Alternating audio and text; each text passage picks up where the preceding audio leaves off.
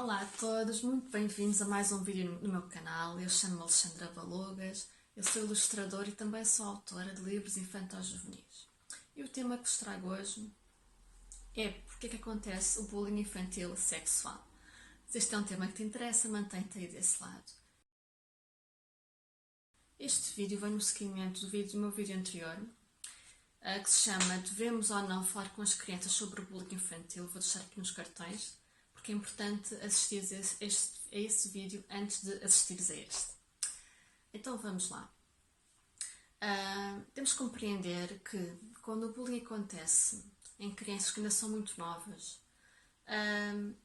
nunca é culpa delas. Elas são inocentes, elas emanam uma inocência.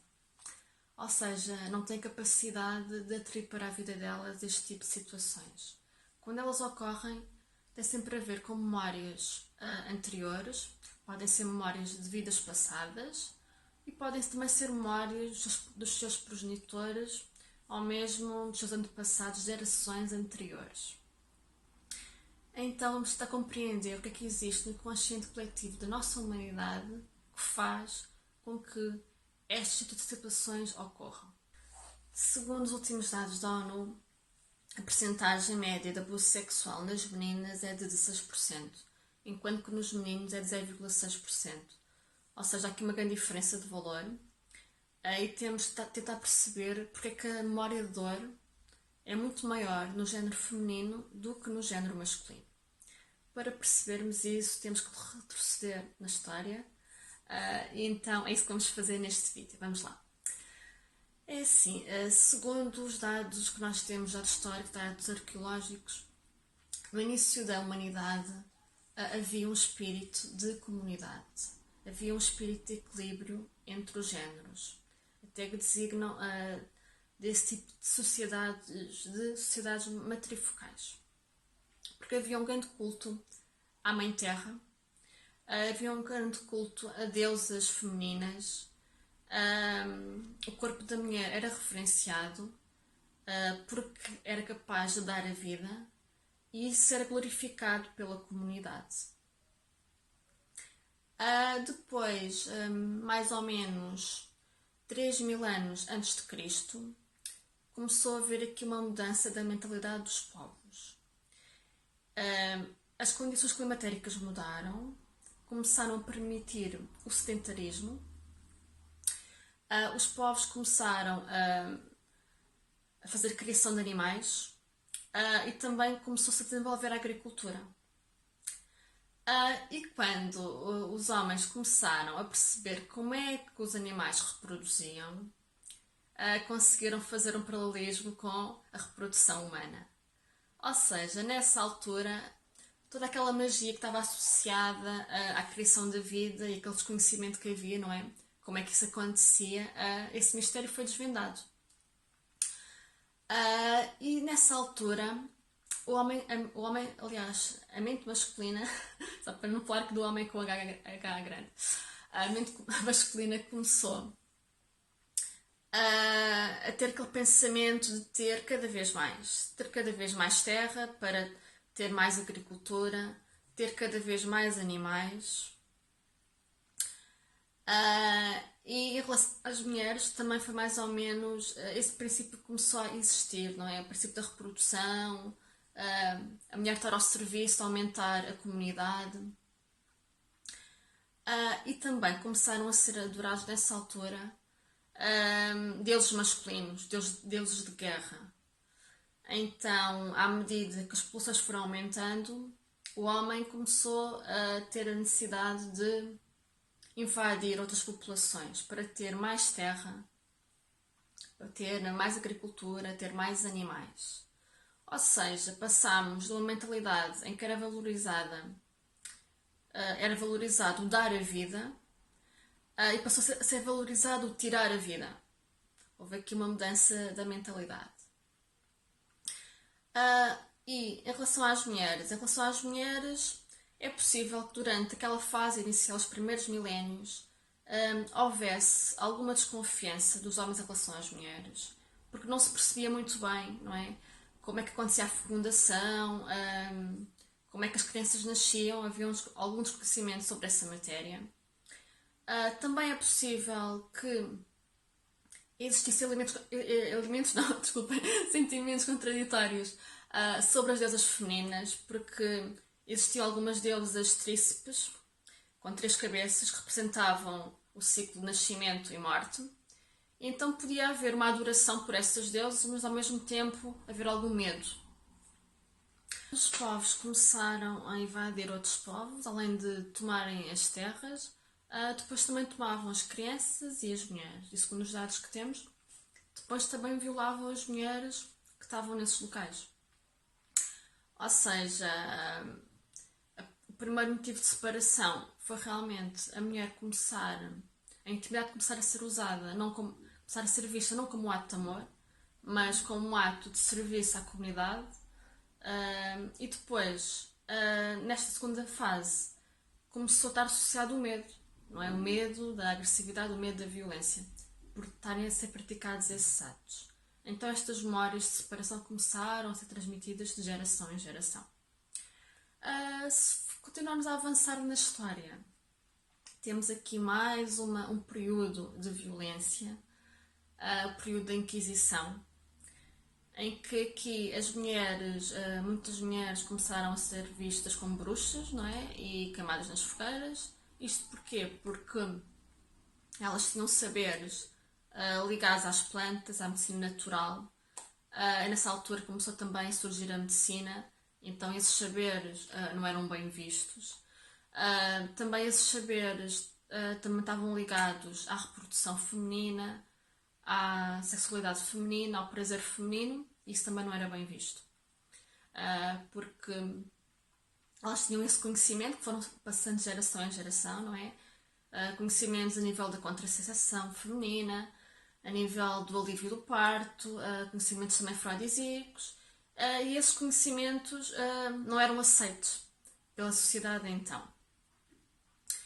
Então, ao acontecer esses atos de violência contra as mulheres, continuaram, não é, a ser transmitidas essas memórias de dor.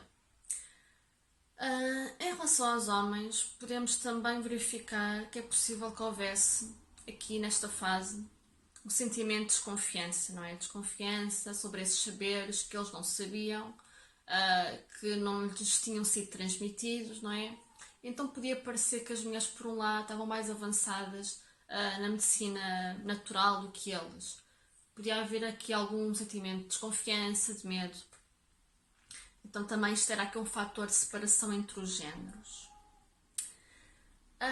Depois também temos que observar, não é, que durante estas fases da história foi havendo uma separação de atividades entre os homens e as mulheres, não é?